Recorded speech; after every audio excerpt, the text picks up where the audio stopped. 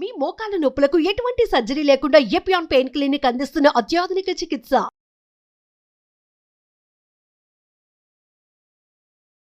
Welcome to Suman TV. Vitamin B12 deficiency, దీని గురించి పూర్తి వివరణ, ఓ క్లారిటీ ఇవ్వడానికి ప్రస్తుతం మనతో పాటు ఉన్నారు సీనియర్ న్యూట్రిషనిస్ట్ అంజలీదేవి గారు. వారితో మాట్లాడదాం. మేడం నమస్తే. మేడం నమస్కారం అండి. ఈ సమస్యతో సఫర్ అయ్యే వారి సంఖ్య చాలా పెరిగిందనే చెప్పుకోవచ్చు. అందులో చూసుకుంటే కనుక ఎస్పెషల్లీ అందరూ ఎక్కువగా అనే మాట, వెజిటేరియన్స్ లో 100కి 99-98 మంది సఫర్ అవుతున్నారు అంటున్నారు. మరి పాత రోజుల్లో అయితే ఎందుకు వినిపించలేదు? ఈ మధ్య కాలంలో ఎందుకు ఈ సమస్యతో ఎక్కువగా బాధపడుతున్నారు? డెఫిషియన్సీతో ఏం చేస్తున్నారు? తప్పిదాలు ఏమైనా చేస్తున్నారా? ఎలాంటి ఆహారం తీసుకుంటే అందరికీ బాగుంటుంది అంటారు? B12 ముఖ్యంగా వెజిటబుల్స్ లో ఎక్కువగా ఉంటాయి. తర్వాత నాన్ వెజిటేరియన్ ఐటమ్స్ లో ఎక్కువ ఉంటాయి. నాన్ వెజిటేరియన్స్ చేప, మటన్, చికెన్ వీటిల్లో B12 ఉంటుంది. కానీ అది నాన్ వెజిటేరియన్స్ మనకి అది ఎలా ఆటోమేటిక్ గా వస్తుంది కాబట్టి తినరు. అందుకని వెజిటేరియన్స్ కి ఎలా ఉంటే బాగుంటది అంటే ఇద్దరికి ఉపయోగపడుతుంది కూడా. ఓకే, ఇద్దరికి సరిపోయి ఫస్ట్ మనం స్టార్ట్ చేసేద్దాం. అయితే ఏంటి, ఏ విధంగా? ఎందుకంటే ఇది తక్కువ ఖరీదైంది కాబట్టి అందరికి వచ్చేస్తుంది. అందరికి అంటున్నారు, వెజిటేరియన్స్ కి అందరికి అంటున్నారు, అందరికి సరిపోద్ది. B12 నార్మల్ గా ఏంటంటే ఎక్కువగా సముద్రంలో పెరిగే వీటిల్లో ఎక్కువ ఉంటుంది. నేను ఆ చేప, రొయ్యలు అంటే నాన్ వెజిటేరియన్స్, కానీ అటువైపు పెరిగిన పదార్థాల్లో B12 ఉంటుందమ్మా. అదే రకంగా B12 అని చెప్పేసి మనకి కొన్ని పాలల్లో వాటిలో కొన్నిటిలో కొంత మటుకు వస్తూ ఉంటుంది.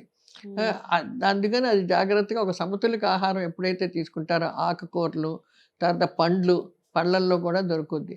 ఇలాంటివన్నీ తీసుకుని ఉంటే B12 మనకు కావాల్సినంత తీసుకుంటున్నాము అయినా వస్తుంది అని కేసెస్ ఎక్కువగా వినిపిస్తున్నాయి కదమ్మా. తీసుకుంటున్నాము అయినా అంటే తీసుకునే పద్ధతి నేను చెప్పాను కదా. B కాంప్లెక్స్ అది ఏంటంటే అన్ని నీటిలో కరిగే విటమిన్లు.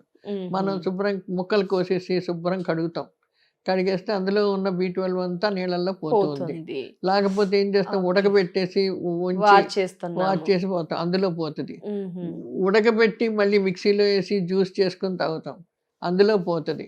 సో ఇదేంటంటే B12 అన్నది అది నీటిలో కరిగే విటమిన్ కాబట్టి అది మనం సరిగ్గా ఒక పద్ధతిగా మనం వండకపోతే అందులో విటమిన్ పోతూ ఉంటుంది. సో దానివల్ల వైటమిన్ B12 డెఫిషియన్సీ వస్తుంది.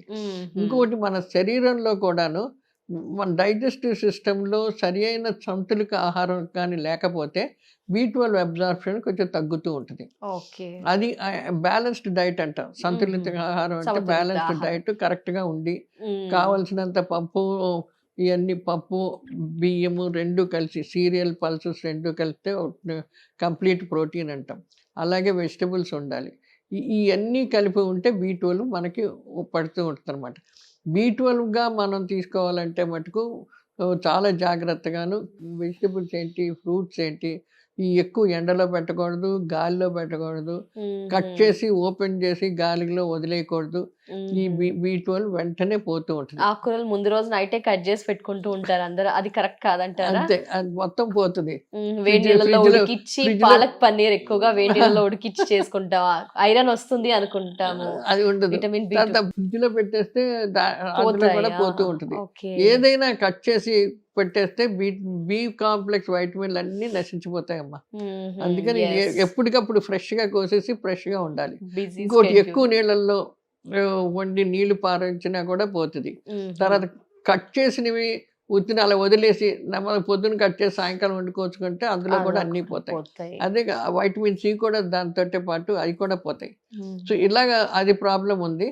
ఇంకోటి B కాంప్లెక్స్ వైటమిన్ డైజెస్ట్ కావాలంటే సరి అయిన సంతులిత ఆహారం ఉండాలి. తినే పద్ధతి కూడా ఎక్కువ ఉడకబెట్టకుండా చేయకుండా జాగ్రత్తగా వండి తింటూ ఉంటే ఆ B కాంప్లెక్స్ ఒంటికి పడుతూ ఉంటుంది. అందులో B12 పడుతుంది. ఇప్పుడు ఈ B12 ఎప్పుడైతే తక్కువ అవుతుందంటే దాన్ని పెర్నిషియస్ అనీమియా అంటారు. అది మామూలుగా అనీమియా, ఒకటేమో ఐరన్ డెఫిషియన్సీ అనీమియా అంటాం. ఇంకోటి పెర్నిషియస్ అనీమియా అంటే రక్త కణాలు అవి తగ్గిపోతూ ఉంటాయి.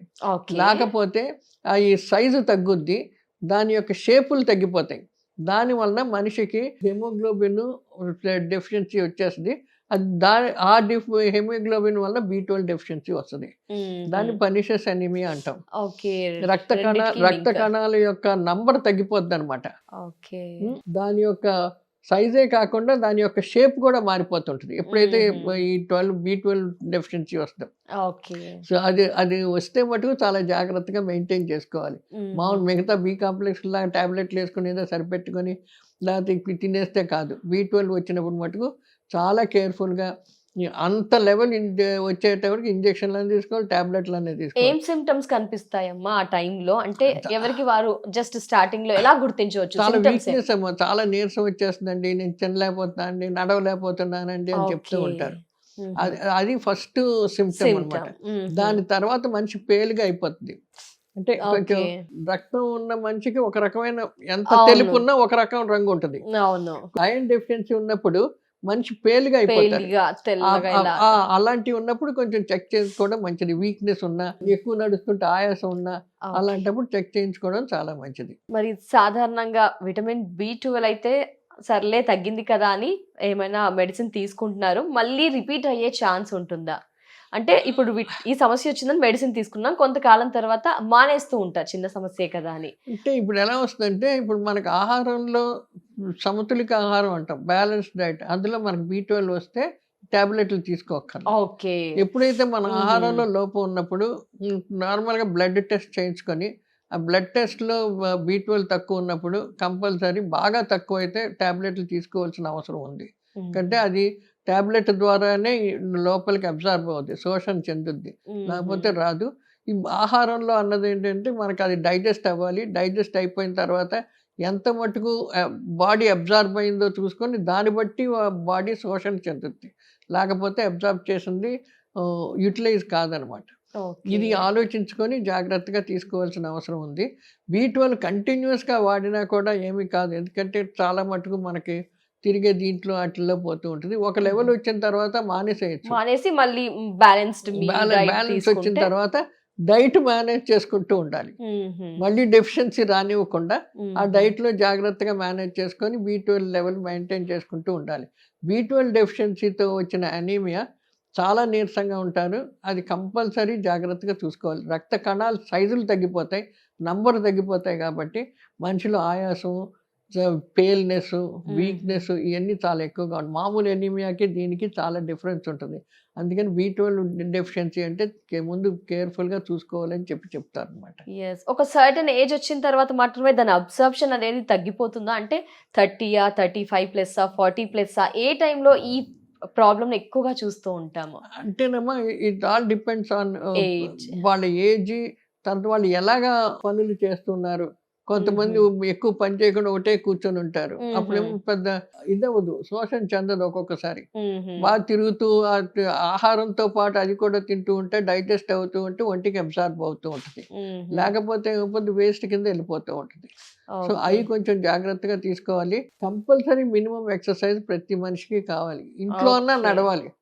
బాగా బరువుగా ఉన్నవాళ్ళు కూర్చొనే ఉండిపోతే కాదు, ఇంట్లో అన్నా కొంచెం 4-5 అడుగులు అటు ఇటు వేసుకుంటూ ఉంటే కొంచెం యాక్టివిటీ ఉండేటప్పటికి ఇవన్నీ సర్క్యులేట్ అవుతూ బాడీకి అబ్జార్బ్ అవుతూ మళ్ళీ ఆ వేస్ట్ ప్రోడక్ట్స్ ఏమైనా ఉంటాయి అయిపోవడం, ఇలాంటివన్నీ ఆటోమేటిక్ గా బాడీకి అడ్జస్ట్ అయిపోతూ ఉంటాయి అన్నమాట. ఏ వైటమిన్స్ కైనా ఎక్సర్సైజ్ తో లింక్ ఉంటుంది డెఫినెట్ గా. థ్యాంక్ యూ సో మచ్ అమ్మా, నమస్తే. వాల్యుబుల్ ఇన్ఫర్మేషన్ ఇచ్చినందుకు ధన్యవాదాలు.